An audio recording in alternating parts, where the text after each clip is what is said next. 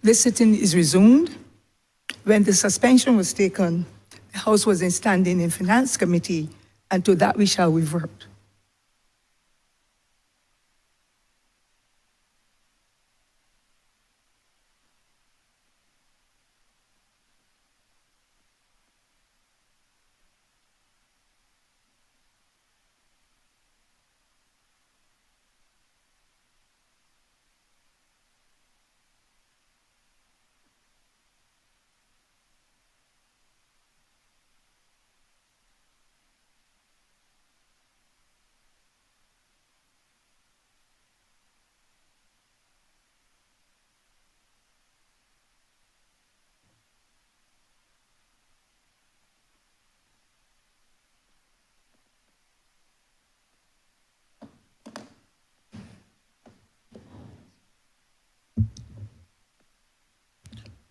Honourable Member for St. Philip West.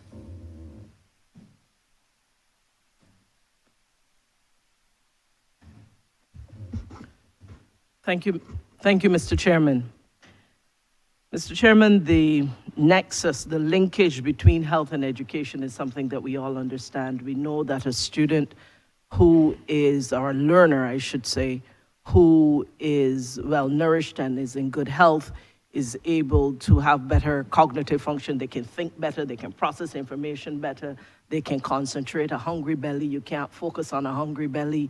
They recognize that they will also do academically better in school, and their attendance is significantly improved because of better health.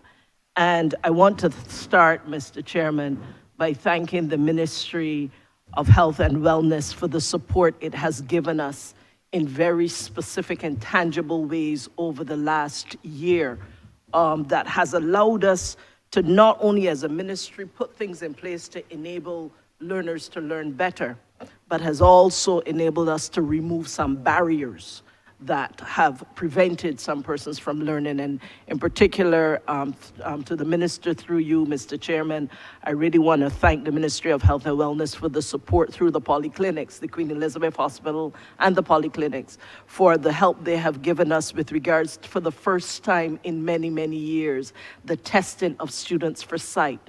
We have been doing the testing of first formers across the system for screening them for sight challenges. This started in October last year.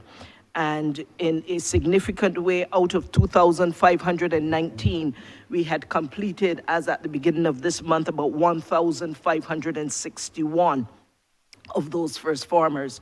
And that is about, and of those, that's about 62% that have been tested. And we are currently working with the ministry to find out how many of those have had to be referred, so that it's not only how many have been tested, Mr. Chairman, but how many are actually referred and getting the help that they need. So that is a very tangible way in which they have brought the testing for sight back to the school system and to improve education. In addition, there has been work that has been done with regards to hearing. There are 3 areas of diagnosis we've agreed, Mr. Chairman, with the Ministry of Health and Wellness to work on, which is sight, hearing, and speech. And very quickly, as I approach my question, sir, in the area of hearing, which we've also done with private sector companies, with the Steinbach families, private foundations, with a number of other non-governmental organizations, we are really seeing the benefit of this. As we have looked at the statistics, Mr. Chairman, we saw that in 2023, 11% of those who were actually tested had to be referred for some type of assistance. So this is not an insignificant number of persons who are being caught in the system. What I want to ask about is the last specific area, which is that of speech therapists. We know, Mr. Chairman, that there is but one speech therapist, from what my understanding, within the government system. And in terms of private persons, there are about 7, maybe, out there from what we're being told in the private sector. What this is doing, it is significant, this lack of expertise in this area is significantly impacting the Ministry of Education's ability to respond to students who need that type of screening and have that need for diagnosis and intervention. My question, sir, to the Ministry of Health and Wellness is, how is the ministry working to expand access to this type of expertise at this point in time, recognizing that on island, we do not have enough persons who are trained in that area, and that we need now to expand so that we can better serve the whole country, not only the children. Thank you, Honourable Member. What you're saying, first of all, thank you for your praise of the ministry in regard to its work with site testing and additional work with hearing. You mentioned, well, you're absolutely correct. We have one speech therapist on staff currently in the ministry, and she covers the Bertie Graham Center, the former Children's Development Center, Albert Graham's Cecil Graham Center, Development Center, and she also covers the polyclinics, and she also covers the QEH. There's a post, I believe, at the QEH which is not filled, because the difficulty has been recruiting speech therapists to work in the public sector. It has to do with the remuneration, and they do much better in the private sector. So obviously they prefer to work there, where it's much more lucrative. But we have a deficiency here. This is an area where, and I'm glad you've asked about it, because certainly we need to have people trained. I know at one stage there was some training in some aspects of it, at least at the community college, not to the full level, but to be able to assist speech therapists. So we certainly need your ministry to look at this when we go with national development scholarships, and to see who might be interested.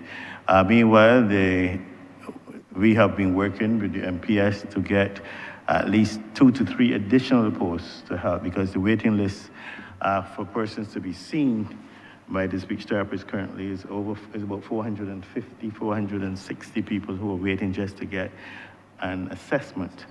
And hence the caution of the Ministry of Health as it relates to this testing, that it is obviously unethical in terms of testing without having the resources, the speech therapists that you need to go out there and test people as it relates to autism and stuff. Then you're creating expectations that you cannot meet. So it is an area that we are very concerned about.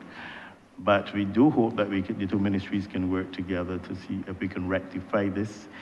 Even if once we get the post, I believe we can try to recruit from abroad meanwhile to get ones to do that. But it is something that we are very concerned about.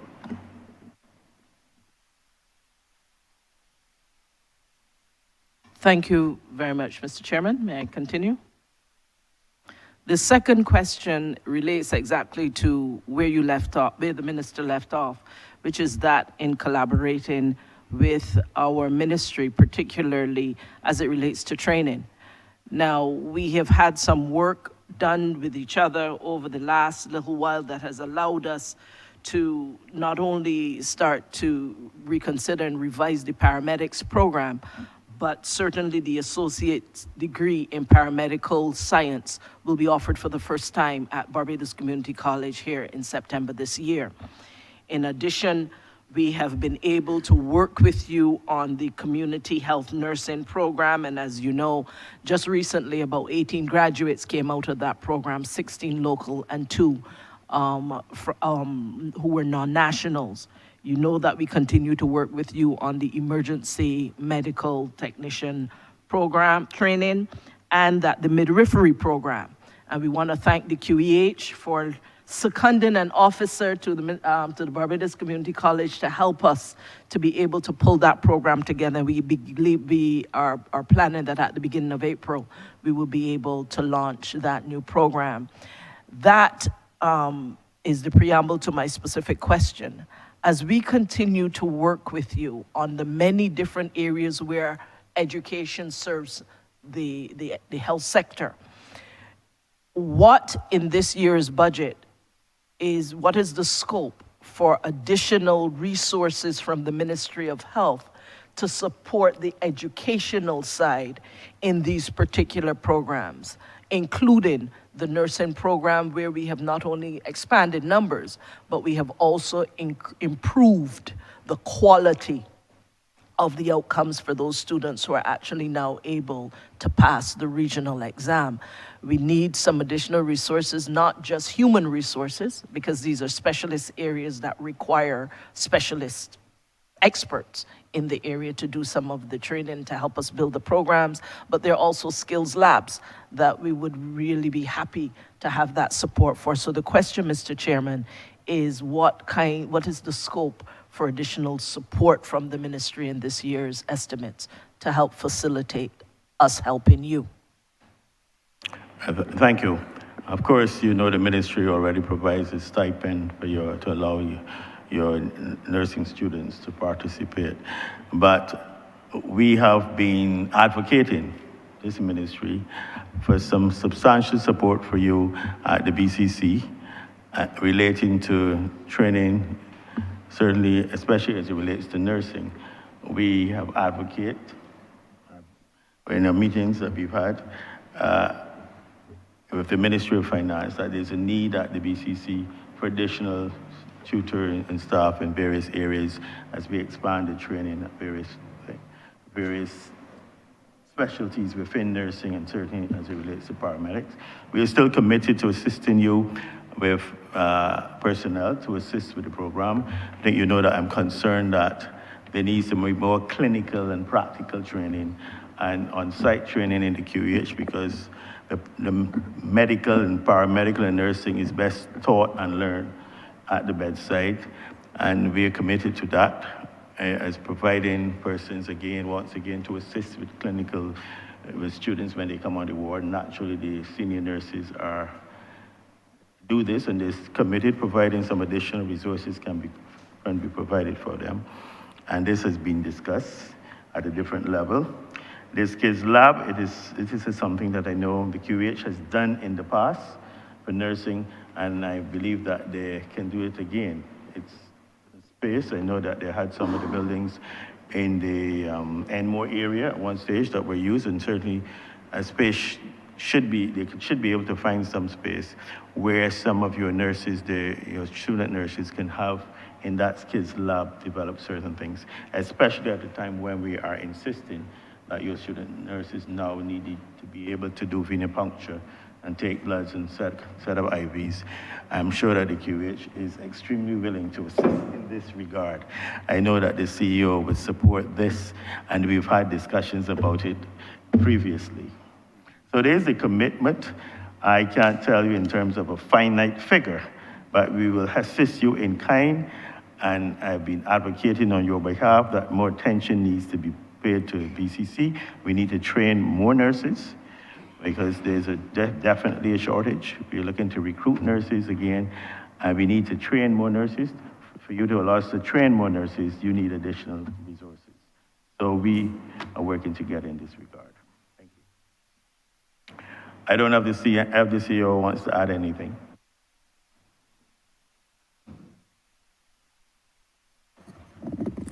I would never resist the opportunity to talk about my personal profession of nursing. So absolutely, I am Dr. Christine Greenwich, the Chief Operations Officer. And yes, we have a very robust plan to enable our nurses to get to the level of 2024 professional practice. Whether it is broadening the skills in terms of phlebotomy skills so that they can start IV lines, those practical skills. But most importantly, in 2024 nursing education, looking at simulation, which is the skills lab. Simulation now has AI incorporated that will foster not only hands-on physical assessment, but also making those clinical decisions based on actual patient or clinical scenarios. So that, along with the traditional classroom type of didactic education in nursing, will supplement and enhance, and I think foster that independent, autonomous nursing practice.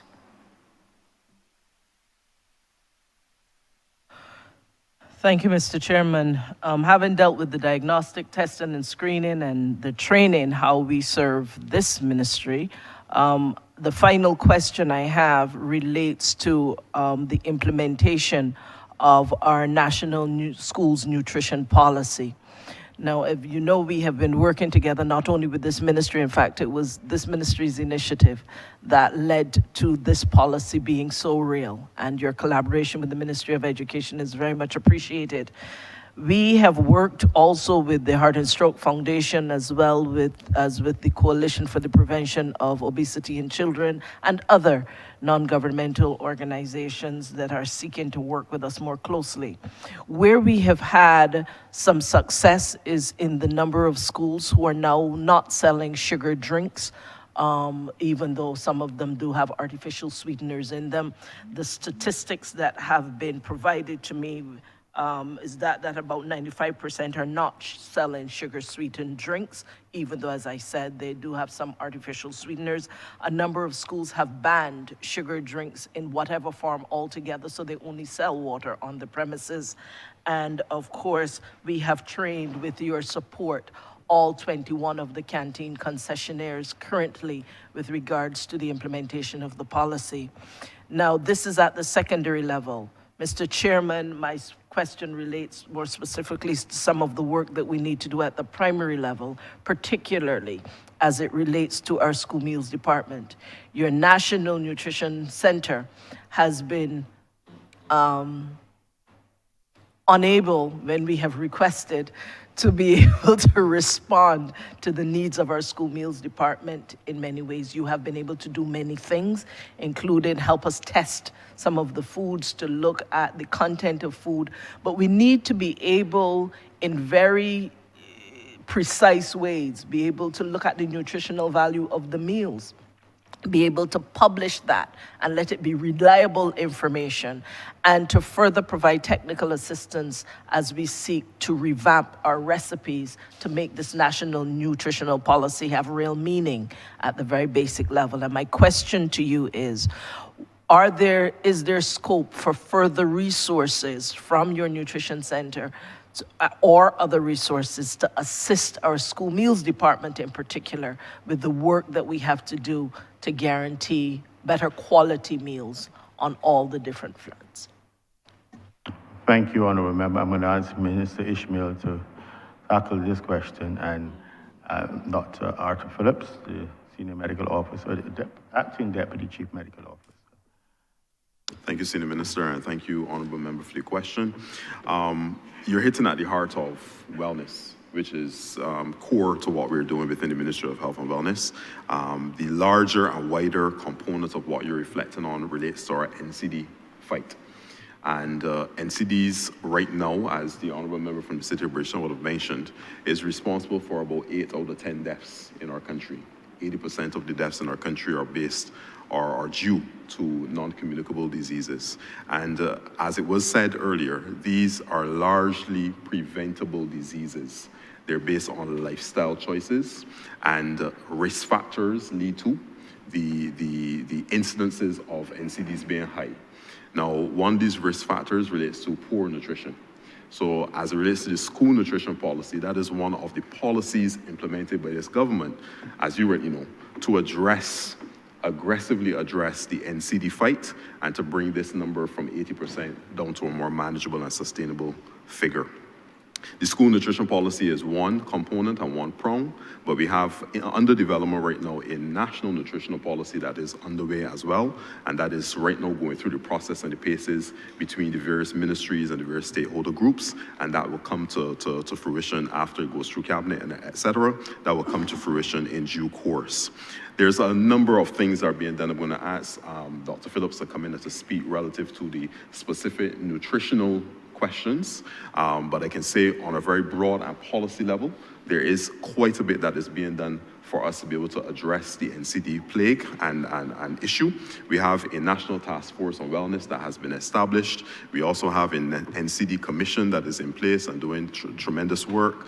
There's much consultation and advocacy that is being taken place by them. And if you're, persons who are in tune with social media, you will see that there has been heightened information being shared on the various social media platforms of these two entities to help persons to regulate and to address some of those various risk factors. I mentioned nutrition being one, but of course, lack of exercise and lack of physical activity is another one of those risk factors. And of course, that leads to people being overweight and obese. And these are all things that contribute, of course, to the proliferation of NCDs amongst our population. So all of these areas and risk factors are being addressed through different mediums. And I must say that there's a heavy emphasis on good nutrition. In fact, I would say that this month is actually marked, the month of March has actually been declared Nutrition Month. And we would have had openings service just about 2 Sundays ago, where we would have introduced that into introduced the month really into the Barbadian landscape. And I believe the theme for this month is good nutrition, a prescription for NCD prevention and control, if I'm not mistaken. So you can see right there again, to the core of your question, nutrition sitting at the center of what we need to do to address our NCD issue. So I would allow Dr. Phillips to come in at this point in time and to give some more specifics relative to the support that we can offer through our National Nutrition Center. There is quite a bit of work that's being done. As I've met with the team there, I know that there's quite a bit of technical support that has been offered to the Ministry of Education in the area of nutrition, and the School Meals Department being able to benefit from that. And we know that much more can be done. And we're hoping that during the course of this financial year, we'll be able to render a lot more assistance technically and other ways to the Ministry of Education and the School Meals Department in particular. Dr. Phillips.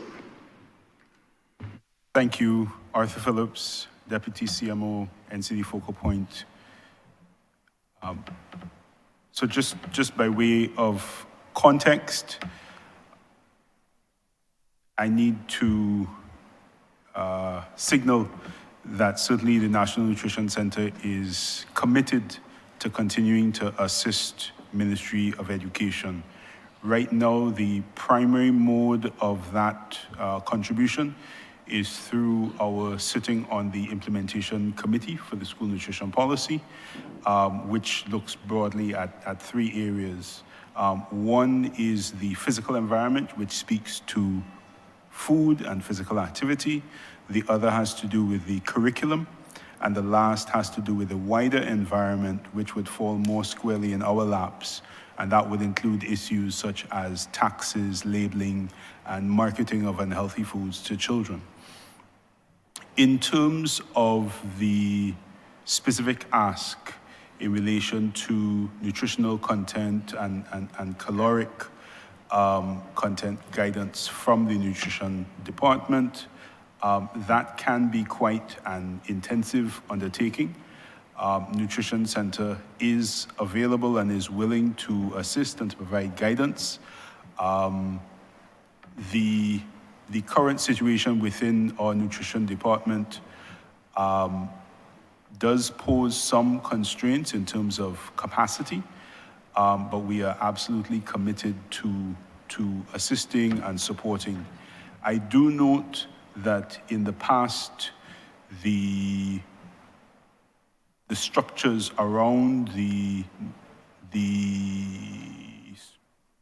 school feeding program would have included nutrition expertise, and that may not be quite the case as it was in the past.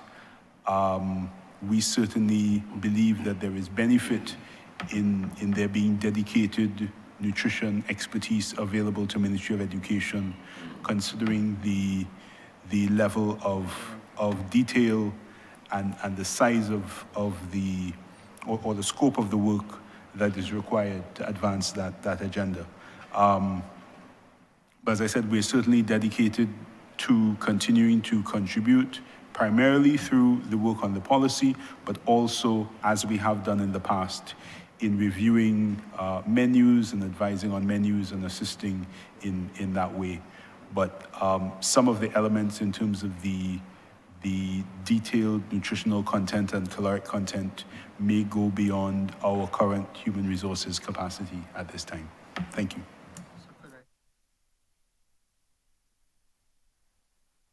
So thank you very much, Kenneth George. We have had a good relationship with the Ministry of Education, and it has been enhanced during the process while we did the school nutrition policy. I believe that gap you have identified could be bridged. The history of it is that the National Nutrition Center in the early days gave much more hands-on instruction with respect to the school meals programs. I think the issues of human resources will always come up, but the gaps can be bridged. Please also note that we also give some dietary direction to the prisons because that's another vulnerable population. But I think the two ministries can work with each other to ensure that the issues within the school meals program, because I understand there's tremendous wastage of foods. They try with the fruits and vegetables, but the children may not necessarily be happy with that. So we have to be innovative, and we have to understand what the children want and provide a better service.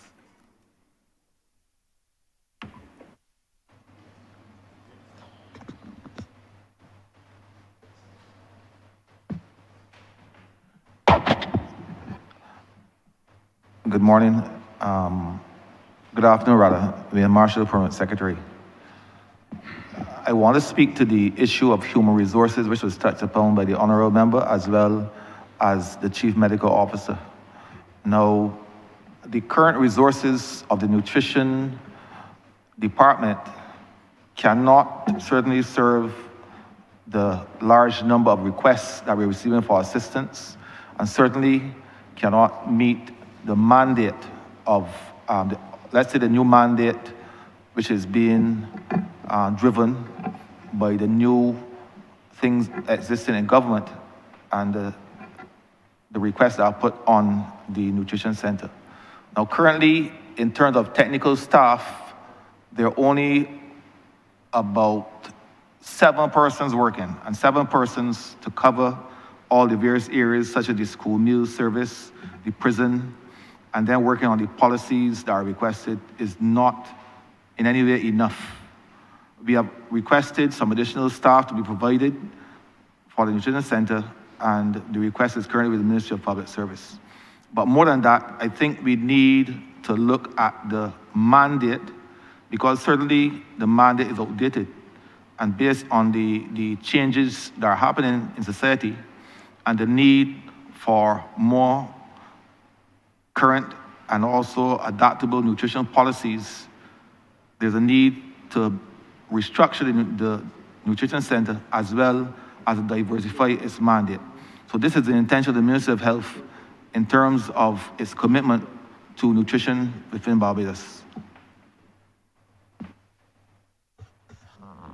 Mr. Chairman, thank you. Those are my 3 questions. I just hope through you that the minister heard the support of his team for a designated resource to our school meals department, which carries up close to 40,000 of our population.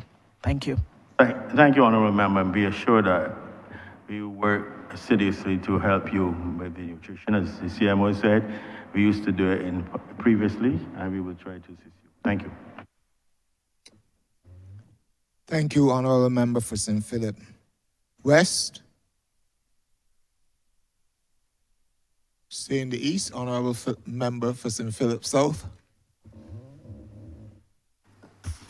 Thank you, Mr. Chairman. I promise you that I will be brief. I have 2 questions and, if possible, 1 follow-up. I want to first start by thanking the Ministry of Health for the work that they have done with my ministry, particularly when we were trying to get through the SPS measures legislation. And of course, during the consultation we had with the animal rights organizations in Barbados, where your CMO was very strident at that meeting and helping us to get those people to understand that, yes, we work together, but we have a culture in Barbados that we also have to respect as it relates to animals, and in this case, in particular, dogs. Recently, we've been seeing in the press a lot of complaints about people being attacked by dogs, stray dogs, and of course, in Barbados now, there's a love for very large dogs. People often get the wrong impression of dogs, and the greater the size, of course, the more fear people have of dogs.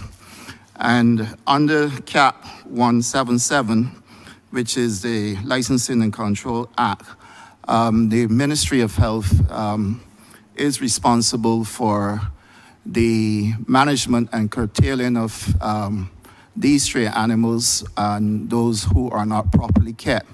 I've worked with the unit already. I've made several calls and have had good responses to my calls.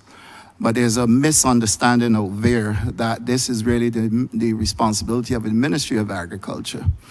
Perhaps where I'm leaning to is for us to set the record clear in terms of what is being done to assist people who make calls, people who are having challenges, and then what is being done to help deal with this issue of stray animals, in particular very large dogs that people are complaining about in recent times. Thank you, Honourable Member. As it is, you're correct that the Animal Control Center currently falls under the remit of the Ministry of Health and Wellness. For a second there, I thought that you were advocating that you were prepared to take over responsibility for animal control across Barbados, but apparently you changed midstream. It is certainly an area that we are concerned about. You're correct. And every time one of these serious events occurs, it raises the whole discussion again and again. And I think the ministry is taking it seriously and is looking to address to address it most stridently in the coming years. And in this regard, I'm going to ask the Chief Environmental Health Officer to speak to this matter, and then the PS to give you a little glimpse into things that we are looking at. And then I will come back, Minister. Thank you. Good afternoon. Francina Bascom, Chief Environmental Health Officer. The Animal Control Center, yes, it do collect stray and strained dogs, because we're finding that the owners of dogs, they tend to release them at night, and they go then, that is where you would find that person's having challenges with their animals being attacked and stuff like that. So we do have that whole problem of strained dogs as well. It's not just the stray dogs. And what we have found in recent times, that persons no longer can manage their dogs and they are just letting them go. The Animal Control Center do have that program. So they do collect them, but you would understand based on our challenges, we just have 7 kennels at the Animal Control Center. And sometimes we are unable to bring dogs in because you may have, depends on, as you said, one of these big breed dogs, they are unable to mix with the other dogs.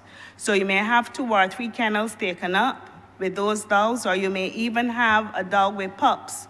So we are unable to have a number of them in, and we only have a once-a-week vet in, and basically it will be for euthanization of the dogs. And that process, we moved from 600 to last year, we had 987 dogs being euthanized. So it's showing that the unit still is collecting those dogs. Unfortunately, we are working with the animal welfare persons, and I think persons have an issue with the whole concept of euthanization. However, we have no way to keep them. Persons are giving them up who presently have them. So euthanization is the way that we have to go. We are trying to rehome, and there's a small market for that.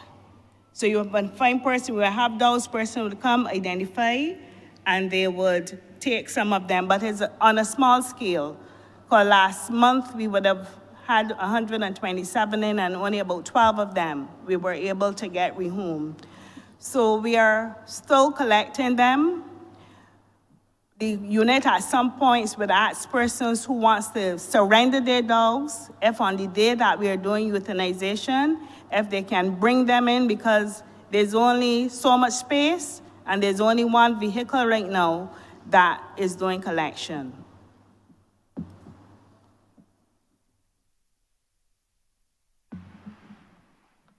Yes, following on from what the Chief Environmental Officer has indicated, I want to speak to the whole issue of animal welfare. Now, it is recognized that in Barbados there's a need to educate the persons in the area of animal and health welfare.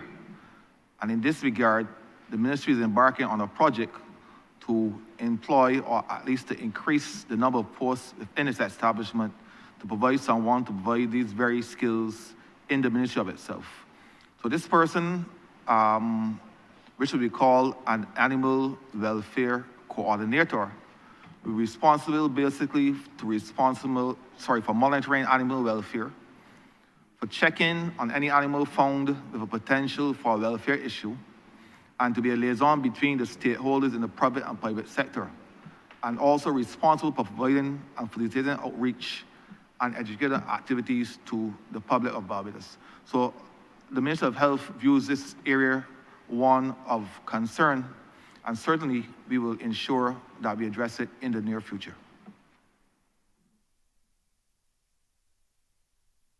Thank you, Minister. I hope that answers your concern, response to your concern. That is satisfactory. Yes, at least I'm happy to hear what is being done to assist and for the public to know where the competent authority is as it relates to dogs. Because we've been inundated with calls at the Ministry of Agriculture. I was having this conversation with Mr. Chapman this week. And I did raise with him, and I will raise here now, Minister, what can come out of a brainstorming exercise as it relates to policy with the ownership of large dogs, pure line dogs that people love, they want to own, but invariably they're kept on a chain or rope all day long in the sun, very small kennel, there's no fencing, and these are the ones that people feel threatened by. And oftentimes, if they get loose, I receive a lot of calls in the ministry for our black belly sheep being killed here in Barbados and not in Guyana. And we have to then dispose of carcasses, and we really have a major problem with stray dogs destroying sheep, particularly. And I'd like to know if there are any future plans in working with places like Ocean Acres and those who have a keen interest in these animals, and how we can look at policy to address what is going on. Thank you, Honourable Member. Interesting that you said that we had the brainstorming. This brainstorming occurred, I believe, about almost 20 years ago. And I'm glad that you mentioned Mr. Chapman's name, because he was very much involved. He knew about the plan for tagging of these animals, but you would license them and they would put a subcutaneous tag on them so that we would always know who they belong to and who were the owners. And if they were found strained, you could deal with the owners appropriately, especially if the dogs had attacked someone. I knew that we ordered thousands of tags back then. That was sometime in 2006 or 2007. We'd had discussions with Mr. Wayne Norville. We had discussions with some of the vets in the ministry, and there was this lovely plan to deal with this. Obviously, the vets were involved in terms of tagging the animals, and we thought we were well on our way. Perhaps I should ask Mr. Chapman to speak at this time.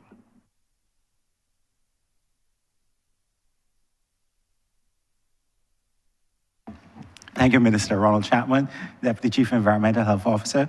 And yes, myself and the Honourable Minister did have some conversation about the larger breed dogs. There may be, at some point in time, need for legislation which deals with aggressive animals. I think that's a wider conversation which would include Ministry of Agriculture, Ministry of Health, and the vets and other civil societies which are interested in animals. I would want to say, though, that we presently, our actions where, as Ms. Bascom have said, we're not only dealing with stray dogs, but we're dealing with stray-in dogs, those which are released at night and so on to move around. So I'll just be brief. I think that we need to have more conversation, but at the present time, we are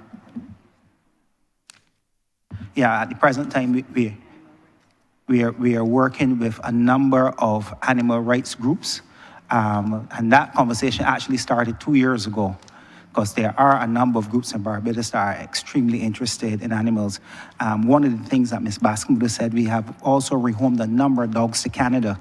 There's a program where we shipped a significant amount of dogs over there to be rehomed. So there are a number of facets to addressing this issue, but more conversation and more a wider conversation needs to be had concerning the treatment of these animals.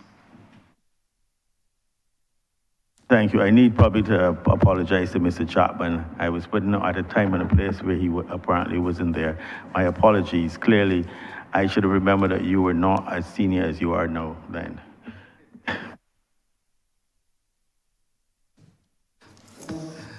Mr. Chairman, my final question. Thanks, Mr. Chapman, for your response.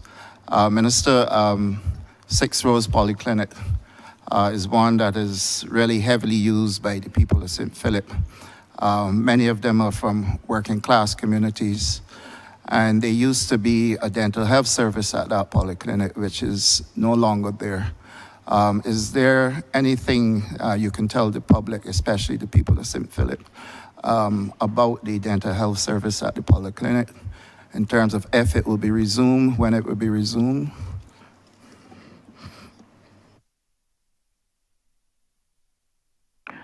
Thank you, Honourable Member. And certainly, there are plans. We've had issues, as I think you're well aware, as it relates to construction and work being done at that clinic now since almost probably a year and a half, almost 2 years. And regrettably, the dental services have been curtailed there for over a year. There are plans to get them back as soon as possible. I'm going to ask the Chief Technical Officer to speak to that, because he'll be able to give you a time frame related to the construction work that has to be done. And then I'll speak again. Thank you. Chairman, Greg Sahin, Senior Technical Officer, Ministry of Health and Wellness. Honorable Member, yes, we recognize that this particular polyclinic has many challenges. And dental, for instance, is one. Many clinical spaces have been affected, and we recognize that they have been addressed. Due to the age of the plant, have affected these spaces. The plumbing, absent guttering, construction that have been halted, and we could go on and on. Some work currently is ongoing. For instance, we finished the counselor's office only last week. We had some age piping, so we did some replumbing that we would say about 3/4 complete. The plan, because of this clinic, it is naturally ventilated as well, so the high volume of patients creates heated areas. So the plan going forward to the southern side of the clinic, we would expand the waiting area and make it more patient-friendly. But respect to dental, the tiling in dental is complete. We only have to do some remedial work. I would say 90%. We have to install the chairs along with the compressors. We are engaging the consultant with respect to this, and I would say comfortably in about 6 weeks we should have dental up and working. Well, you just blessed my heart. So I can go back to the Republic with my head high. Mr. Chairman, I want to thank you for the opportunity. Minister, I thank you. Thank you. Thank you. Thank you, Honourable Member. Honourable Member for St. Michael South. Thank you very much, Mr. Chairman, and thank you, Senior Minister and your team, for the work you would have done, obviously, in Barbados over the last few years, and for your responses to these questions during the course of this session. I want to begin, of course, by thanking the Ministry for its role its most senior role, leading role, in dealing with the COVID pandemic. And the fact that I think Barbados will eternally owe this ministry and the former Minister of Health, the Most Honourable, permit me to say the Most Honourable Colonel Jeffrey Bostick, for his leadership in that regard. But I also feel that we now need to have another conversation, Senior Minister, in relation to the state and the possibility of future pandemics. The truth is that as we deal with climate change, as we deal with the relationship between man and animals, and now man and very wild animals, apparently, the fact that people travel every day to different parts of the world as well. I mean, there are a number of reasons I would imagine that the possibility of a future pandemic looks quite possible, and perhaps some might even say is certain. To that extent, Senior Minister, I am wondering, how are we as a nation, how is the Ministry of Health preparing for what seems to be an inevitable reality for Barbados in relation to the likelihood of a future pandemic? I mean, it may not manifest itself in the same way as COVID did, obviously, but there's a high chance that we could see a future pandemic. I also know that during the height of COVID, for example, when we rely on HIV information, for example, we were not getting that information because the ministry's focus, as it should have been, was on addressing the pandemic. And therefore, I guess you can't be in the church and the chapel at the same time. But perhaps this is also a lesson for us to be in our state of readiness so that we can be in the church and the chapel to a certain extent, so that we do not have to perhaps relinquish or direct day-to-day responsibility for other matters to the extent that we can. I mean, a pandemic is what a pandemic is. So I'm just wondering, what is our state of readiness? My other concern really about the pandemic was that it became a health issue primarily, but it has serious social consequences. We saw, and we continue to see, the mental stress of COVID that COVID has placed on Barbadians. We see it every day. We see it now with the number of evictions I believe is associated with COVID and the post-COVID trauma. And the relationship that I think should be built before the next pandemic with social ministries, with Ministry of Youth, the Ministry of Education, and so on. So I'm just wondering, what is our state of readiness and what we're doing to prepare Barbados and Barbadians for the likelihood of a future pandemic, while, of course, commending the ministry for the way it handled the last pandemic. Thank you. Thank you, Honourable Member. You have raised a question that we are also looking at, I believe, as on the World Health Organization, PAHO, and indeed Barbados, the whole matter of pandemic preparedness. And I'm going to ask the Chief Medical Officer to speak on this initially, and then I would comment after. Thank you so much, Kenneth George, CMO.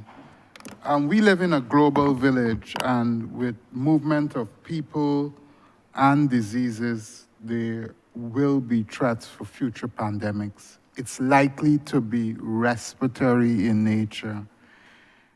We have done a few things to strengthen our ability to respond, particularly with respect to the capacity of the BEST, the Santos Public Health Laboratory, to test. They have expanded their molecular base. I don't know if this chamber knows, but we were recently certified as a recognized center for influenza within the region of the Caribbean. And that signals our ability to do much more testing with respect to new and emerging threats. We continue to work with PAHO because we need to have an alert system which gives us information quickly and before we need information for action. So we have strengthened and deepened our relationship with PAHO. We have invested in our laboratory response, and Sanji is here, and I'm sure she's going to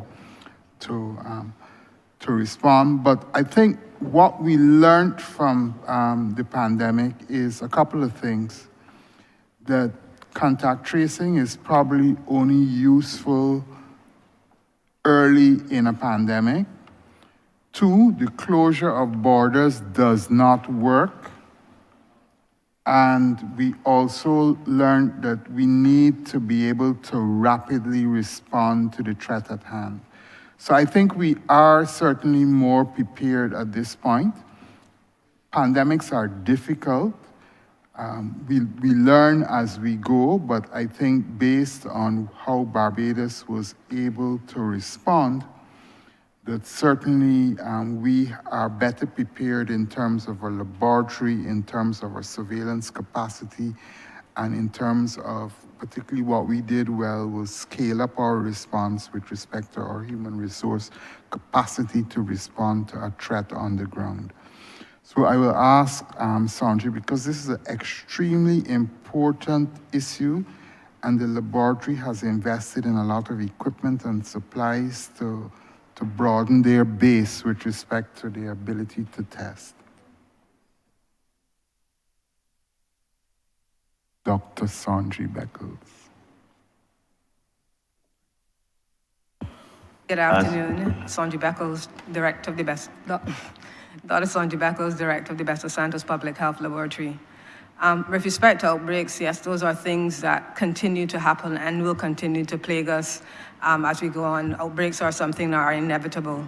And definitely for sure in terms of movement of persons, whether it be locals going overseas or persons coming in, the potential for bringing in diseases with us as we travel exists. What we have been doing at the laboratory is working close collaborations with PAHO, and they help to guide us really in terms of what is on the horizon. So as new diseases are popping up within our region and outside of our region, and we start to see trends developing in terms of movement of these pathogens across the world, what we do is actually start to expand our capacity to do the testing.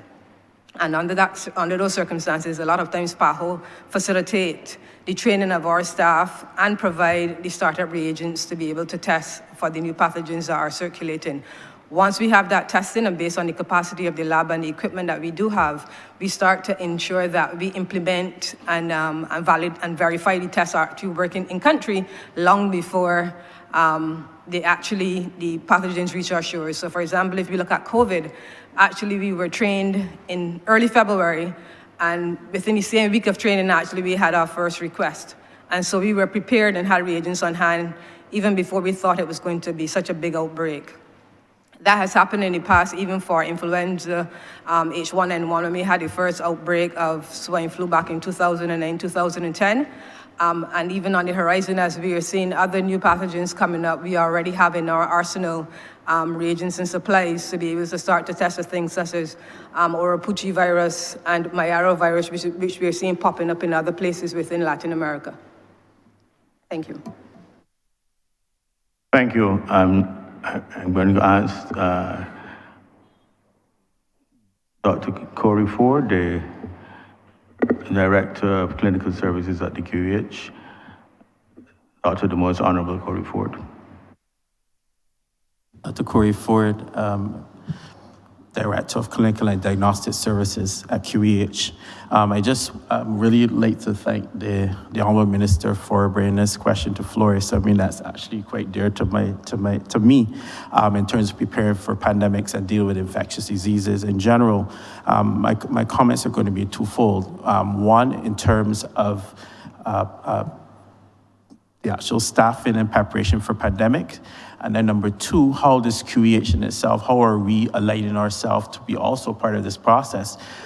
People will be ill and they will probably end up in the QEH, and we need to identify things pretty quickly.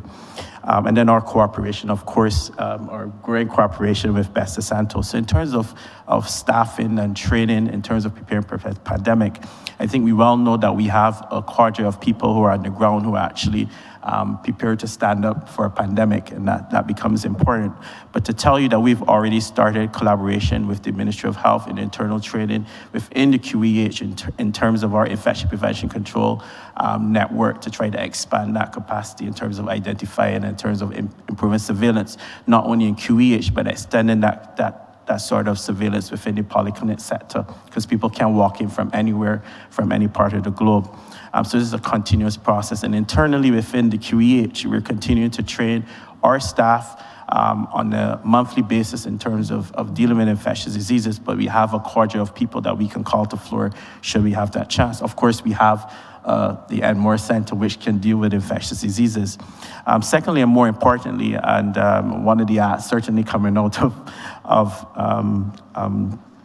estimates, is that we at QEH are looking at really bringing out, separating out microbiology and expanding that department in collaboration with the Best of Santos. And as part of that process, we're looking at trying to see how we can get some, and it's been approved in general, some equipment which allows us to cut our identification time down from 5 to 10 days to about 1 to 2 hours in some cases. This will allow us to quickly identify our organisms, including some respiratory illnesses, which allows us to perform tasks and isolate people accordingly. I would say, coming out of this as well, is that we are in collaboration and continuing collaboration with Best of Santos. Should we find anything, we consider them to be the national reference center for identifying elements, so we can pass it on. But to assure certainly you, Minister, and the public that certainly if we are in fray of coming up with another pathogen, that we stand ready to provide the services to protect all Barbadians as we have during the COVID pandemic. Thank you. Thank you. Honourable Member, I also want to lead on to future pandemics, and I couldn't do that without us looking at antimicrobial resistance, and that is being predicted by some to be the next pandemic. So I would ask me, Mr. Chairman, to indulge us so that I could ask Dr. Corey Ford and then Dr. Sandri Beckles to perhaps update the chamber in terms of all preparations for antimicrobial resistance, recognizing that the Prime Minister of Barbados is the chair of the Global Leaders Group on Antimicrobial Resistance. Thank you. Chair, may because that was actually my follow-up question based on the answer. So just allow me to put the two questions together then. It was going to be the concern that I have, and you hit it on the head, Senior Minister, is in relation to the antimicrobial resistance that I suppose eventually is going to make Barbados more vulnerable. But are you not concerned too that coming out of COVID, there seems to be an unwillingness on the part of Barbadians to even want to vaccinate their children, which also exposes the vulnerability or makes the country even more vulnerable. So my follow-up question, as you answer that, is also in relation to the vaccinations and what we are doing, because this is not just talk, right? What we are doing to prepare the country for these things and to allow Barbados to be ready for what I believe is, in essence, the inevitable. So those two, the antimicrobial resistance as well as the immunization reduction. Thank you. And I recognize you were not here, you were overseas yesterday, but we did deal with this. But certainly the fall off in normal childhood immunizations is a major concern for us. It is a concern because, as I said then, that the numbers, especially for MMR, measles, mumps, rubella, have fallen off. And currently in the world, in Europe and North America, there is an outbreak, a resurgence of measles. So it is something we have to be concerned about, bearing in mind that Cricket World Cup is coming here in a couple of months. So this is something that we're concerned about. So I can ask the Chief Nursing Officer to speak, as she so eloquently did yesterday, as it relates to the immunization and how we're planning to roll out this to counter what is happening, and then ask the Drs. Beckles and Ford to speak on AMR. Thank you.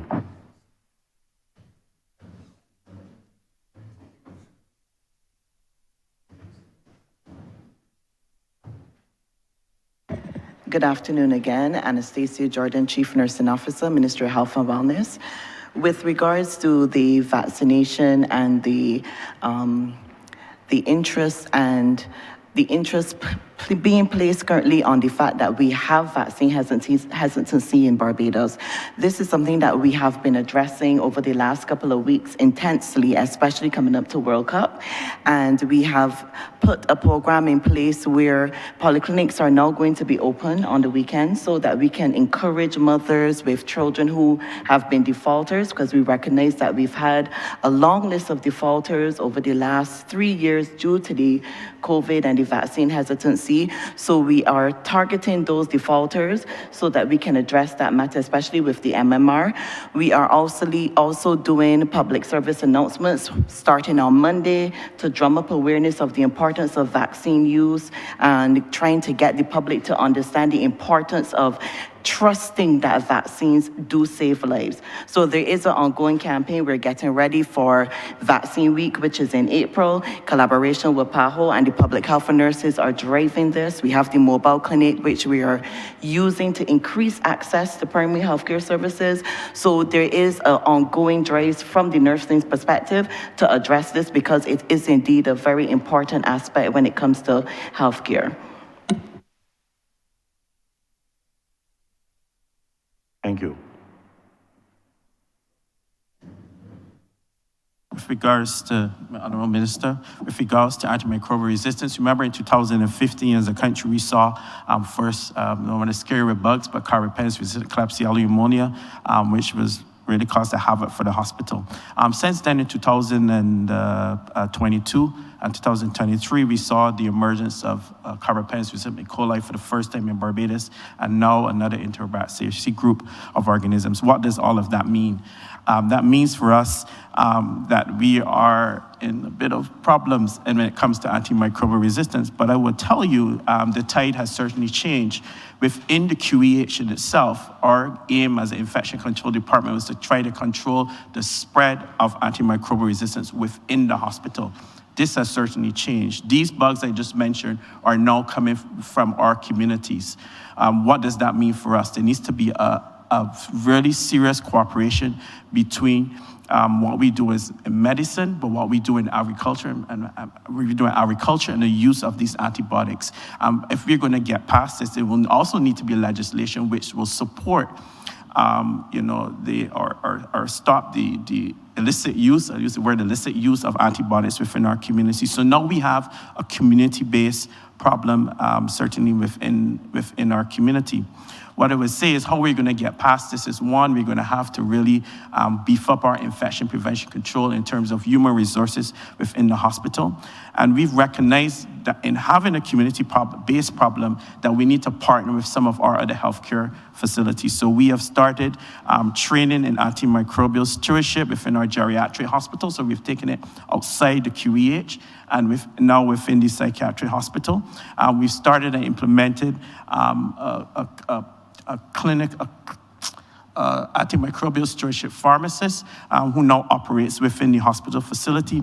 And then the structural mechanism of trying to look and see where we need to go, I spoke about before, the real beefing up of our microbiology department within the hospital. And the aim of beefing that up is allow the department to now look outside of things such as bacteria, look at viruses, look at parasitology, and work with the molecular basis at the Best Santos laboratory, and really aim to identify bugs early. If you identify bugs quickly, and the support is given financially for us to get the equipment to do that, we can move from identifying bugs between 5 to 10 days, and some we can identify now within hours and implement the correct therapy from the beginning.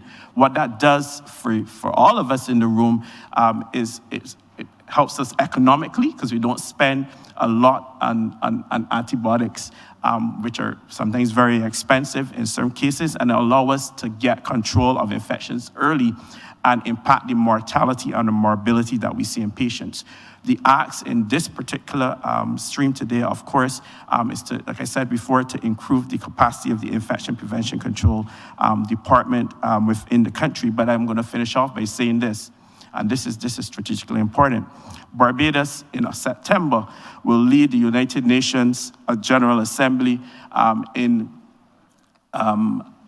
attempting to get a global consensus on this area of AMR, which will be led through our own Prime Minister. And I think this is very important, and I think the question alone speaks to understanding of the importance of this at the international level. If we do not get this situation under control by 2050, not by me, but by the same World Health Organization, this will become the most common cause of death in the global south.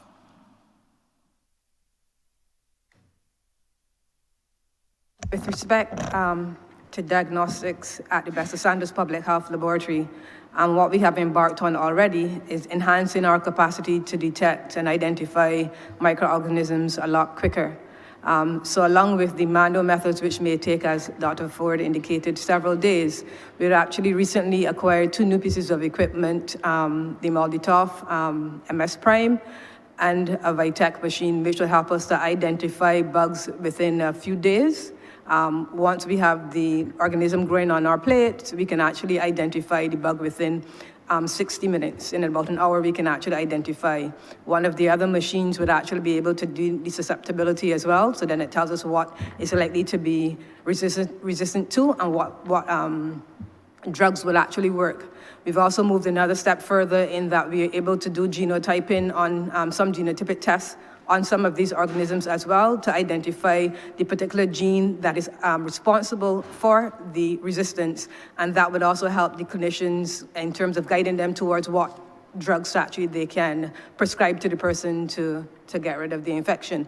Again, working with the QH, what we hope to do, because all of this information is good for us from the lab perspective, but how does this actually translate to action or changes, or if it actually works on the clinical side.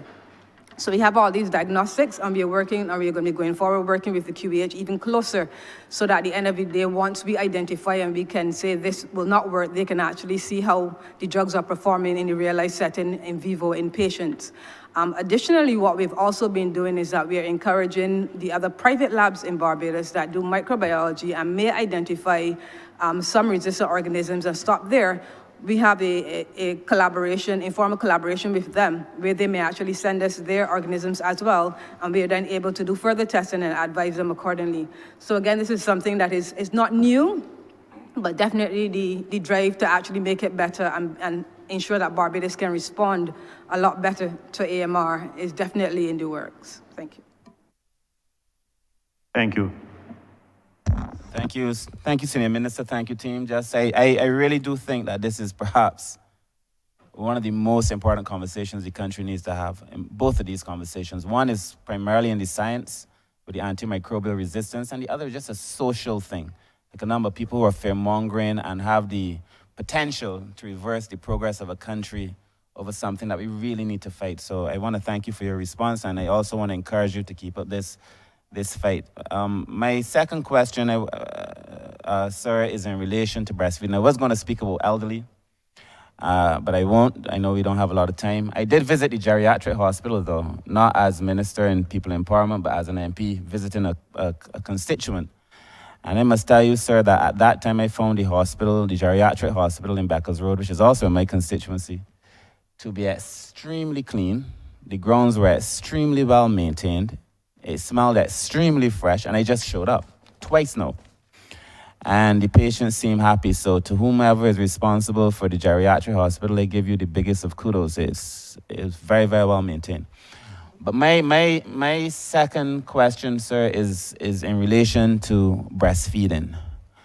Now, I had the opportunity to be named a champion about 2 or 3 years ago by the Heart and Stroke Foundation for childhood obesity prevention.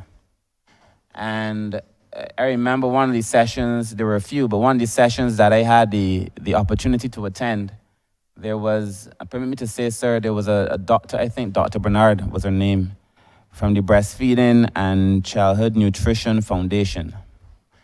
And during the course of that conversation, while we were having a conversation on obesity, it then strayed in really and truly to a conversation on breastfeeding.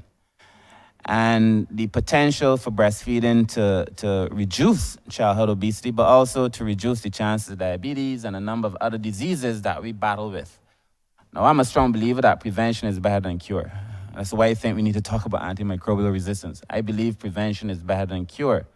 But I also know that a number of young Barbadians are not engaging in breastfeeding their children. And I would just want to know, what can we do? I mean, perhaps to work with that foundation, perhaps to encourage Barbadians in the communities, I don't know. But what can we do to make breastfeeding more common? I'm told that breast milk changes depending on the time of the day. It gives different nutrients during the course of the day as to the nighttime. It helps children to sleep.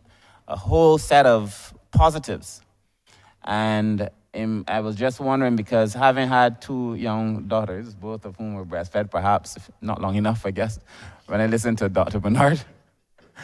But I do think it's important for us to breastfeed. And I just wonder what we're doing to make it happen, and what else can we do to make it work. Some mothers may obviously say that. Some women, I mean, the reality is that I guess if you are struggling yourself and perhaps you're saying you don't have the capacity to feed yourself well, but I do think maybe contained milk may be more expensive. But I think we have to look at it as a social issue, obviously, but as also from the Ministry of Health, what are we doing to encourage breastfeeding at the community level, to support breastfeeding, recognizing seriously that this is perhaps one of those things, one of those unspoken variables that determine whether or not we continue to face an NCD crisis. And so I would just like some direction on that, please. Thanks. Thank you, member. It is another area that the ministry is focused on. Generally, the QEH, the polyclinics, it is a general focus on that, and of course the nutrition department, the importance of breastfeeding. I'm going to ask the chief medical officer to speak to this first, and then the chief nursing officer, because there's quite a bit going on. Yes, thank you, Kenneth George, CMO. The Ministry of Health policy is exclusive breastfeeding for the first 6 months of the infant's life. We have always maintained that approach. We cannot legislate a breastfeeding policy. So what it requires us to do is more moral suasion, public education, and engagement. The other issue, along with breastfeeding, we need to be able to resist marketing of breast milk substitutes to mothers, because one of the pressures not to breastfeed is that it may be easier for some mothers to use breast milk substitutes, which frequently affect the baby's ability in the long term with respect to some diseases and their ability to fight certain infections. This is a typical requirement. Breastfeeding is in the mode of the public health nurse, and one of their required functions is to make sure that breastfeeding is well established in the postnatal period. But further to that, the Queen Elizabeth Hospital was a few years ago certified as a baby-friendly hospital, in which the mother, the baby was put on the mother's breast within, I think, half hour of birth. I think we might have lost that designation, and we need to work hard to recapture that designation again. But it starts with policies and programs within the Queen Elizabeth Hospital, and also the transitioning that the public health nurse ensures that particularly young mothers, high-risk mothers, etc., understand the concept of breastfeeding. I will stop there, and I will ask the chief nursing, the director of nursing services at the QEH to speak on the recognition of QEH as a baby-friendly institution, and this chief nursing officer with respect to their roles and obligations to the public. Good afternoon again. Anastasia Jordan, Chief Nursing Officer.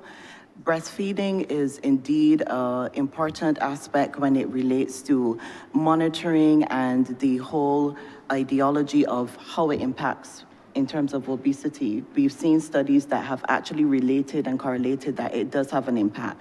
You have to be cognizant of the fact, though, however, that we are dealing with a different generation that sees quickness and the whole notion of being preparing bottles rather than doing what we would like in terms of breastfeeding, but we are still pushing breastfeeding. Public health nurses usually have ongoing sessions, not only postnatally, but antenatally, encouraging mothers to use breastfeeding, not only for the purpose of nutrition, but for bonding. So we have better establishment when it comes to the relationship between mother and child. And it is also pushed postnatally, looking at the economic costs that it also benefits in terms of reducing the amount of money spent on baby milk. I also say as a nurse, you do not see any other animal in the world buying formula.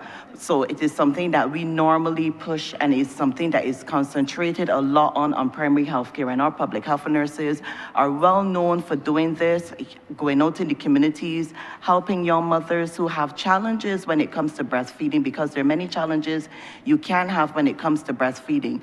But as it relates to the baby-friendly status of the QEH hospital, this program was done a long time ago, and we are still maintaining it. But I'm going to ask the Director of Nursing Services at the QEH to elaborate a bit more on how we plan to sustain and reestablish the program. Henderson Pinder, Director of Nursing Services, Queen Elizabeth Hospital. I want to just say to this August group that breastfeeding is one of the fundamental changes that we can make in Barbados' policies that will affect our future generations down the line. The benefits of breastfeeding have been well researched and published, and there are important indicators that help us to understand where we're going as a nation. The benefits have been already elucidated here, but what we can tell you for sure is that it is a process that begins way before, sometimes in the mind of the mother, way before the prenatal stage. And we want to get that kind of education out there where persons understand that it is from the time you decide that you are going to get pregnant that the decision should be made, or we should encourage our mothers to make that decision from that stage. So we are pressing on in this process. At present, we are still maintaining our baby-friendly accreditation. But however, we are scheduled to go back for recertification in the very near future. We have sought assistance from the Pan American Health Organization, and they are going to be working with us to help to establish some of the criteria that we need to see and meet for the accreditation to continue in the future. Additionally, we have brought on board one of our former nurses who was integral in the breastfeeding arena, and who has been a assessor and a facilitator in all the other hospitals throughout the Caribbean who have been accredited.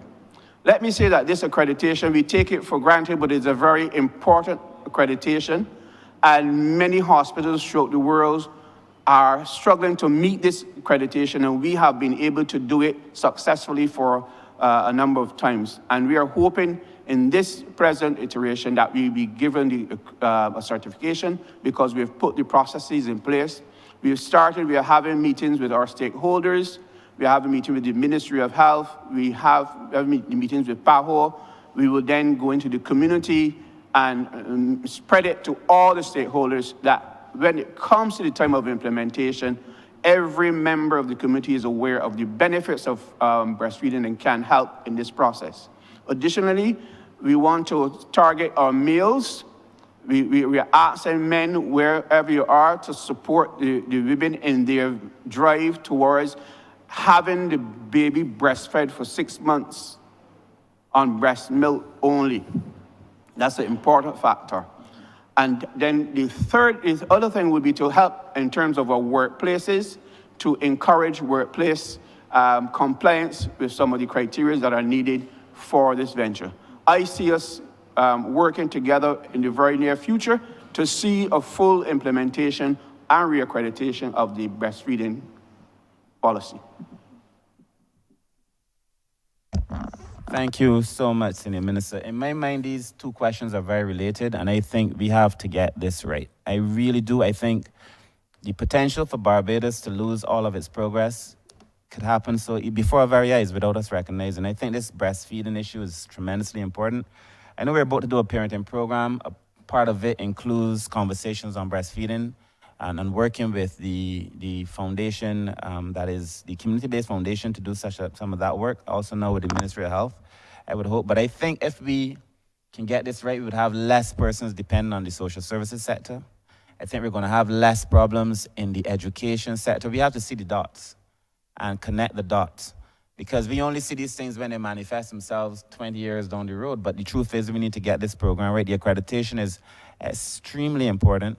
And I would just close by saying we're about to launch a PR program called Share the Care through the gender unit. And I think as I listen to you speak about the asking men to come forward and to help, part of sharing the care, and to do so reasonably, because sometimes men can have unreasonable responses to these things, to do so reasonably and to allow us to be able to build a better Barbados. But so I want to thank the ministry, I want to thank the staff for their responses, and I think they're doing a very good job. Thank you very much.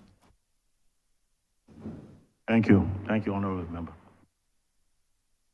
Honourable Leader of Government Business. I promise to be short, Mr. Chair. I know, Minister, the team has been in the well for some time. But as I said on the outset yesterday, there are a number of pressing issues that I think members have brought out in the course of this debate, but that I wanted to put on the table as well. I know that the estimates speak to improvements to the Sir Winston Scott Polyclinic. We refer to it often as fast track.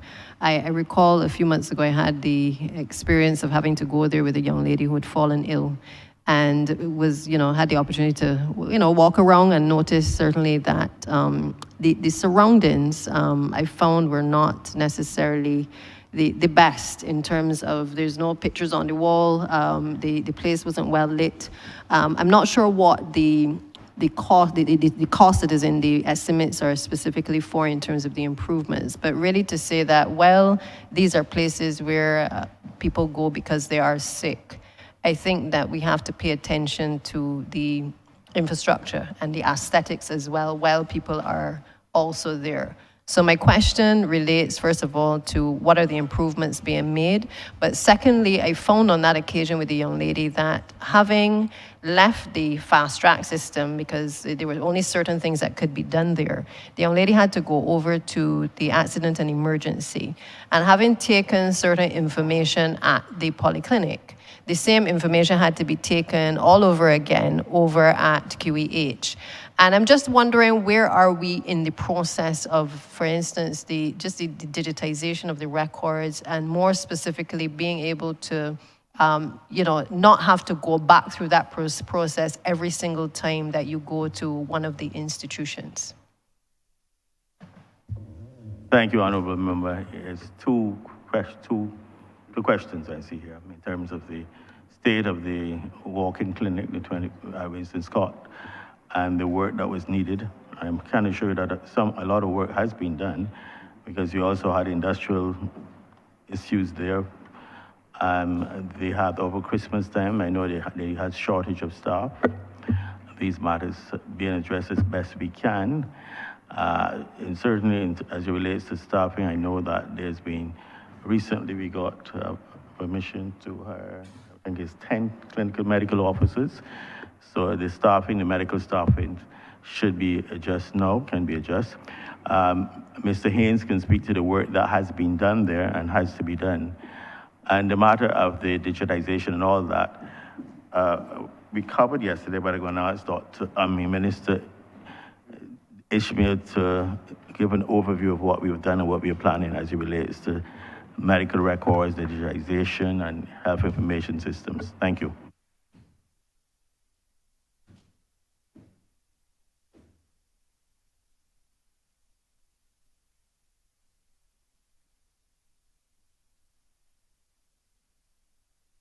Chairman, Greg Sahin, Senior Technical Officer, Ministry of Health and Wellness. With respect to the honorable member, with the work going on at Vincent Scott Polyclinic, currently we are doing some major upgrades with respect to painting. We are about 3/4 complete with respect to that. We have some challenges in that we are trying to manage doing the works without hindering the services at the clinic. However, we will continue to work at its best to get these tasks completed. With respect to upgrading many of the spaces as well, we would have introduced some upgrades to the wound care room, the cubicle spaces the nurses occupy by cooling the spaces with ACs, upgrading the electricals. We would have dealt with some poor drainage issues on the roof that would create some leaks as well. So we realize Vincent Scott is most unique because we categorize it as a mini hospital. And the objective of the ministry is to put a specific focus at that institution while executing work not to halt the services, but to improve overall service at that facility. Thank you, Honourable Member, for the question. And we would have referenced previously in this discussion the procurement of the health information system. And the health information system will do exactly what you would have alluded to in terms of being able to follow and track a patient from one part of the health network through to the other. The ministry has a vision that through the procurement and the implementation and rollout of that health information system, that wherever a citizen of Barbados interacts with the polyclinics or which is primary care all the way through to the hospital, from accident emergency all the way through to the wards, that electronic record of them would be able to follow them wherever they go. Now, there are reasons why, clinical reasons, and I'm not a doctor, but there are clinical reasons why a person may be asked the same question multiple times across the various stages of their journey throughout the hospital. I believe it helps with ensuring that you have the right person that you're dealing with. That is a very important part of the process.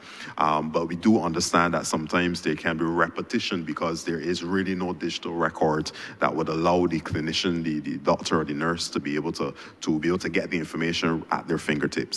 So the health information system and the digitization and digitalization process that we're undertaking right now of the QH IT project, which, as I said before, is a 30-month project, is really designed to get us to the stage where the QAH and the rest of the health network is performing at a far more advanced, technologically proficient level. So I believe that as we go through this process, we're right now, and just to give a further update on where we are, we have already started a robust and comprehensive needs assessment. The needs assessment is very technical.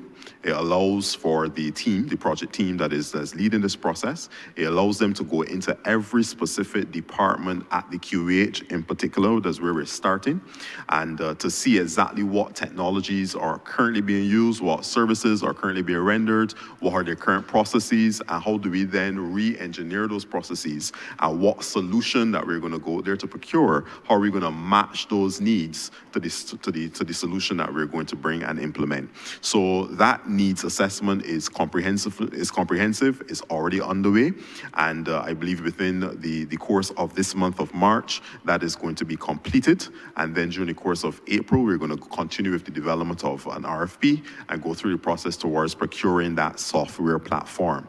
Once the health information system is procured, that will then help us to be able to start to connect all of the dots throughout the system, and there's a technical word, interoperability, that allows all of those various parts of the QEH and the health network by extension to be able to speak to each other, and therefore affording every single citizen the opportunity to have their records going wherever they go. I envision, and also, yes, and by extension, the private sector as well. So in other words, we envision a Barbados where citizen Joe can walk into his polyclinic, his or her polyclinic, well, Joe, walk into his polyclinic, or go to his private GP and be able to have his health record pulled up there. He could have prescriptions administered, and he can then, if he has to, interact with the accident and emergency or to the QEH on a ward. That same information can be pulled up on the same health information system. All of it speaking together, all of it being updated in real time, all of it being very secure, robustly secured, so that we don't have data breaches and different things like that. But of course, we make sure that any health information system has robust cybersecurity attached to it, so that that data and that information can only be accessed by who is supposed to access it, with the relevant permissions being given by the citizen. So in a nutshell, that project is well underway, and we believe that within the next 30 months or so, even less than, we should see the health information infrastructure of the QEH enhanced significantly and beyond QEH towards the rest of the healthcare system. Thank you. Good afternoon. I want to address the issue relating to the infrastructure that the Honourable spoke to in relating to the Winston Scott Polyclinic.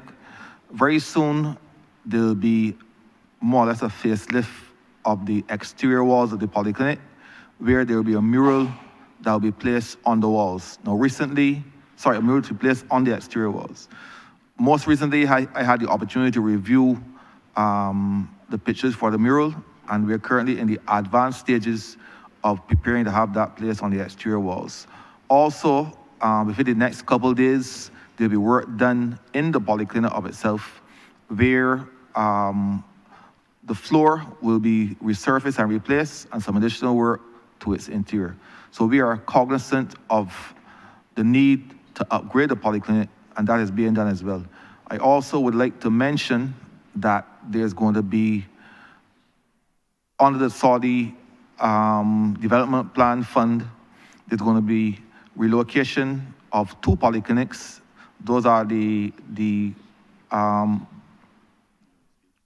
Gibson and Randall Phillips, and then the other 7 polyclinics are going to be refurbished. So we are quite aware of the need to refurbish and relocate the polyclinics. So in addition to Sir Winston Scott Polyclinic, the others will also be addressed. I want to thank you for that, Minister, and those who spoke. It means that you are listening, both in relation to linear accelerators and also in relation to the improvements at Sir Winston Scott. So I would take it that my comments to you have not been in vain, and I appreciate the fact that it has been included in this year's estimates. The other question, though, that I have relates, I know we've said a lot in relation to human resources at the Queen Elizabeth Hospital and throughout the system, and provision has obviously been made in this year's estimate specifically to deal with it. But one of the things that I would like us to just zoom in on specifically is as it relates to, first of all, the accident and emergency department. My understanding is obviously that there had been some challenges in relation to doctors, particularly being able to do the assessments after the nurses have done performed their role, and to be able to have the specific doctors there to be able to evaluate and then to assess those persons to send them on to their other cares. But one of the things that I'm not sure about is whether we have already addressed it or whether these estimates are taking that into account. And then secondly, as it relates to A&E, because that is the place where most people go for the initial intervention, is whether we have addressed the issue of the on-call doctors. Because I have recognized that from personal experience that if you get sick in the middle of the night, oftentimes, despite speeding up now of being able to have certain tests done, radiological examinations done, what often happens is that sometimes the results are not read until perhaps the next morning. Meanwhile, patients are obviously waiting for those results to be read. So have we actually addressed the issue in these estimates as well in terms of improvements to on-call doctors and having those persons really be on-call? I know that other colleagues would have raised the issue of a 24-hour hospital.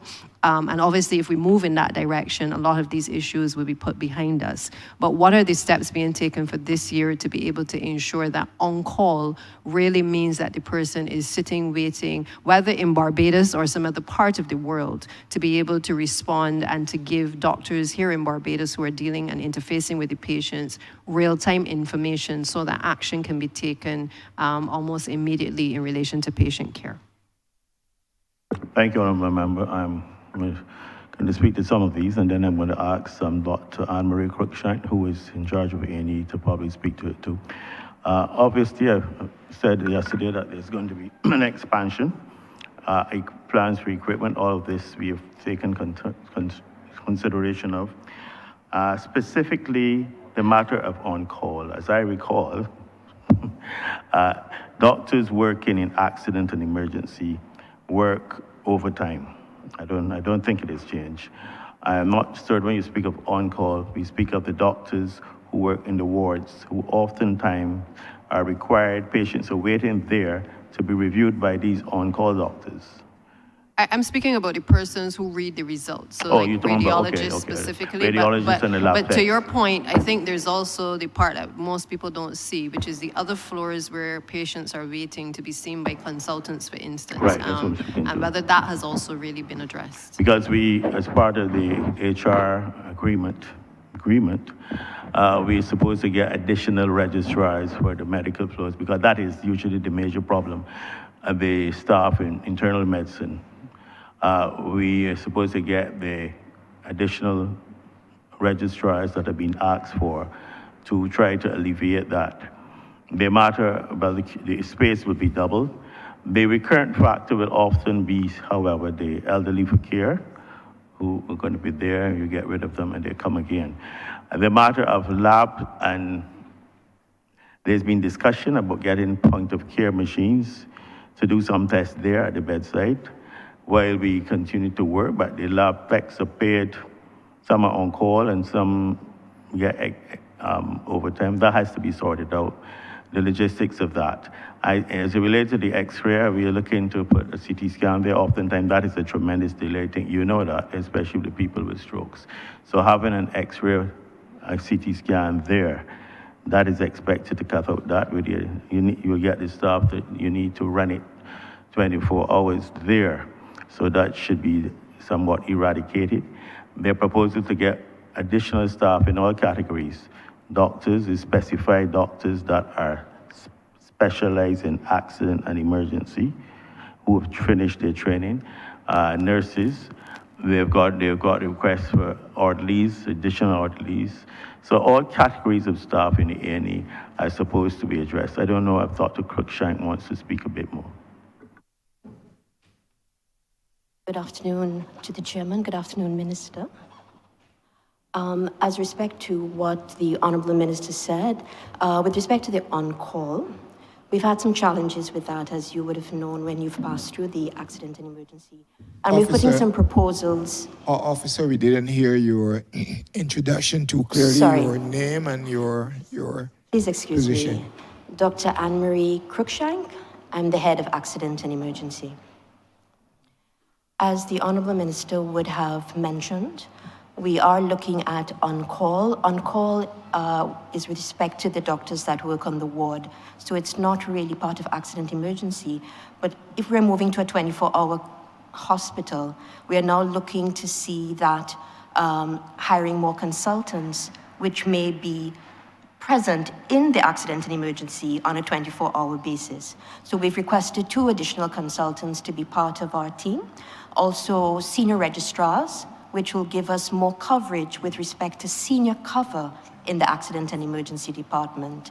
Also other categories of staff in terms of departmental aides, orderlies, more nurses, more nursing assistants, where we can get a greater coverage for the patients. As you know, we are currently short-staffed, and a lot of nurses and doctors, sessional doctors and flexi nurses have to come to assist. So I think staffing is something we're focusing on, extremely important in the accident and emergency, to move towards this 24-hour hospital that we're hoping for. Thank you, Minister. Thank you, Dr. Cruikshank. And I just want to say that for the record that I have seen the improvements at QEH in terms of especially A&E in relation to the infrastructure. I know during COVID we would have spent a lot of funds to be able to improve the spaces there. I know there's still a lot more works that are ongoing.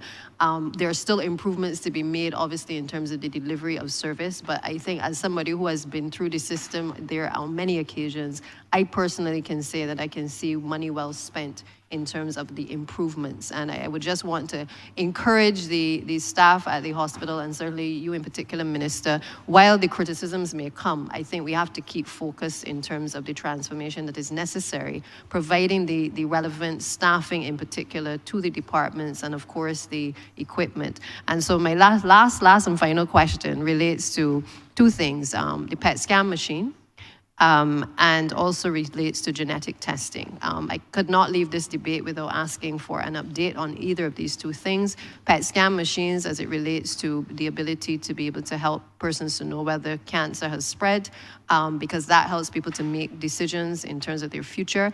And I'm finding that a lot of persons they know that they have traces of cancer in their family. But in many instances, they're scared to come forward, yes, but also that the cost sometimes of getting the genetic testing can sometimes be a bit prohibitive. So I just want to, that's the concerns I'm hearing raised. I don't know if we've addressed it fully in terms of access to genetic testing and the speed at which it can turn around, but I hope that that is certainly on the cards if it hasn't already been considered.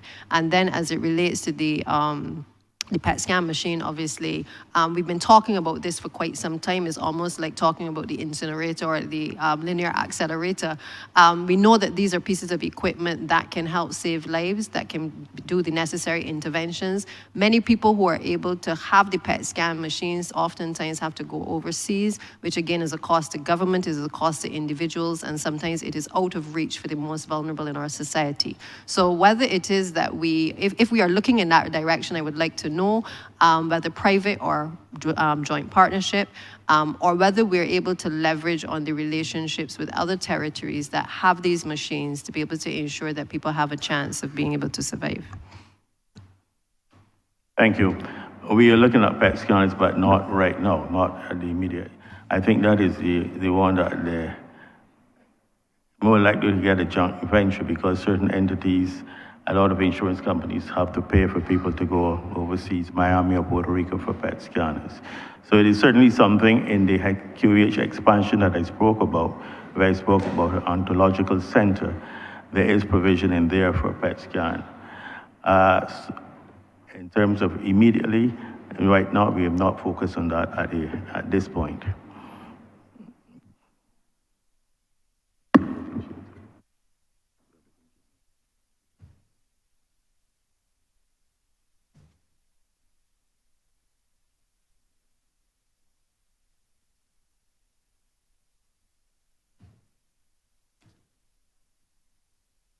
Oh, sorry.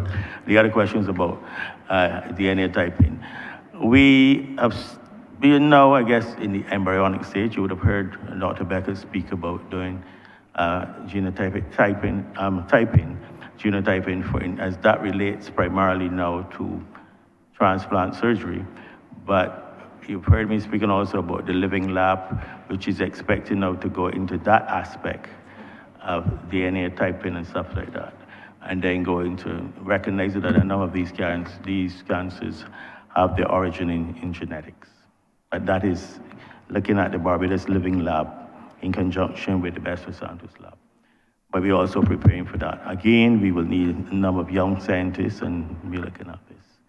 And I'm hoping to have the structure finished and outfitted, and then we have to get additional posts for the living lab.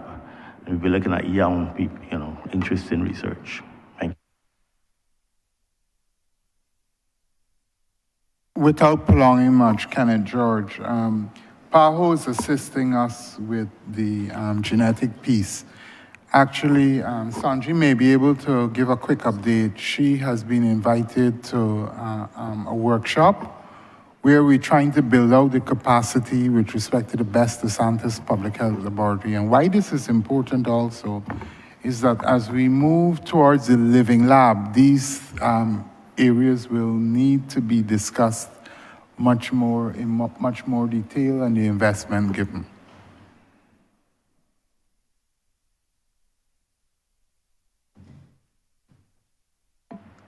Good afternoon, Dr. Sanji Beckles, Director of the Best of Santos Public Health Laboratory. With respect to genetic testing, Minister, we do see that as a very important part of the testing in terms of follow-up and monitoring, not only of persons to identify if they're at risk, but even to determine if they're progressing and if they're responding well to treatment or when cancers are actually reoccurring. And as a part of the Living Lab, the whole purpose of the Living Lab is for research. And it's, in my mind, it's living, and we are supposed to be dealing with things that are current and respond to the things that are important to persons in Barbados and outside of the region as well. And cancer diagnostics is one of the very important areas that we want to get into. As the minister did rightly say, we are in embryonic stages. The building is under renovation right now and should be completed, hopefully, within the next few weeks. We have procured some equipment already and do have some in this year's estimates to procure some equipment for that testing, including the genetic testing. To be quite honest, one of the first markers based on our expansion of colorectal cancer, one of the pieces of equipment I had identified can help look at some of the genetic markers to respond to that. But of course, that is only one of the many cancers in Barbados that are of concern, and we would endeavor to also break out into other areas and other tests to be able to capture genetic testing for all the cancers of importance in Barbados.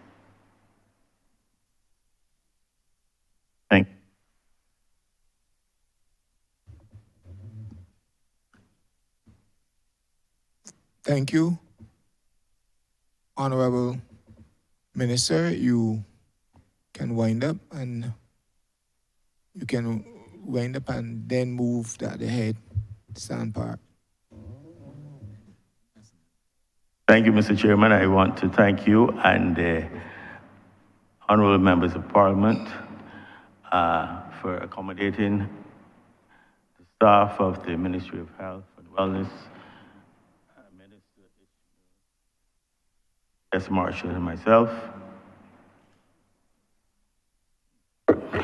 Over the last almost 2 days, as we responded to your questions, we were pleased to be able to respond to your questions, which were many and varied, and we were delighted to inform you and explain to you what was happening with the plans for the Ministry of Health and Wellness going forward. We recognize that there are several deficiencies within the Ministry of Health and Wellness, but we are working assiduously to rectify a number of these.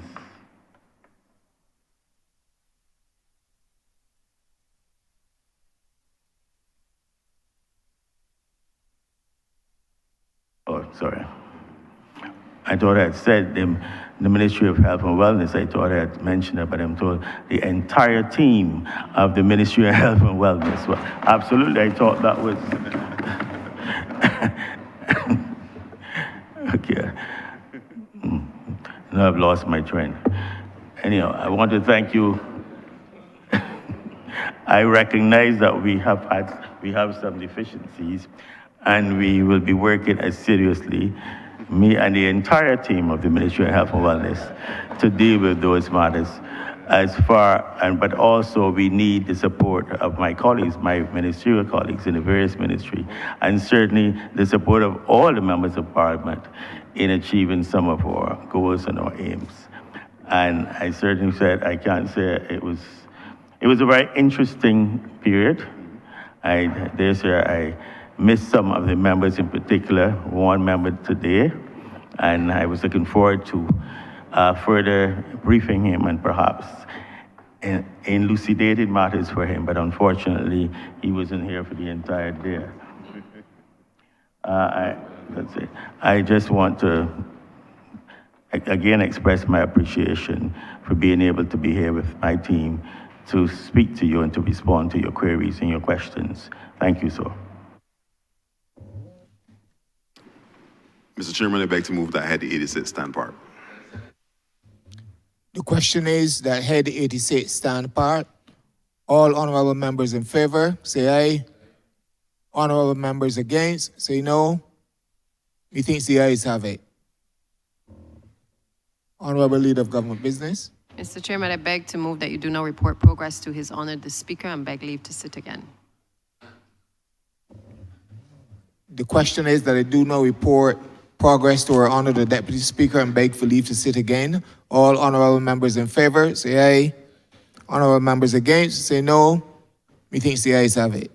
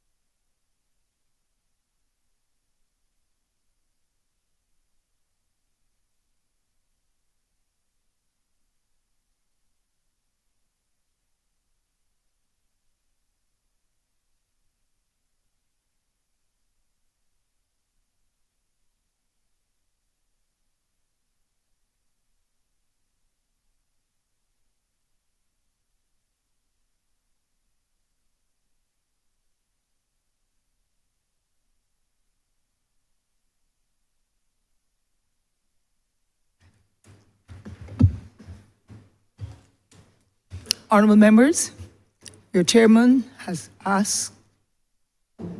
reported progress and has asked to leave again.